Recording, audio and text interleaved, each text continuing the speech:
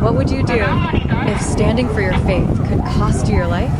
In the kingdom of Babylon, there was a man named Daniel. He was known for his wisdom, his discipline, and most of all, his faith in God. Because of his excellence, King Darius planned to place Daniel over the entire kingdom. But not everyone was happy about that. Other officials became jealous. They watched Daniel closely, hoping to find a mistake, a weakness, something to use against him. But they found nothing. Daniel was faithful, honest, and consistent. So they came up with a plan. If we cannot find fault in him, they said, we must find it in his faith. They went to the king with a proposal. King Darius, issue a decree that for 30 days, no one may pray to any god or man except you. Anyone who disobeys will be thrown into the lion's den. The king agreed and signed it into law. Now listen carefully. Daniel knew the decree had been signed. He knew the consequences, but he also knew his God. That same day, Daniel went to his house.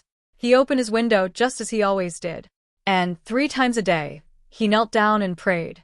Not in secret, not in fear, but faithfully. The officials saw this and rushed to the king. Daniel has broken your law. The king was troubled. He respected Daniel and tried to save him, but the law could not be changed. And so, with a heavy heart, the king gave the command. Daniel was thrown into the lion's den. A stone was placed over the opening, and the king said, "May your God, whom you serve continually, deliver you." That night, the king could not sleep. No music, no food, no peace. But inside the den, Daniel was not alone. God had sent an angel. The mouths of the lions were shut. Morning came. The king rushed to the den and cried out, "Daniel, servant of the living God, is your God able to deliver you?" And from inside the den a voice answered, "O king, live forever. My God hath sent his angel, and hath shut the lions' mouths." Daniel was alive.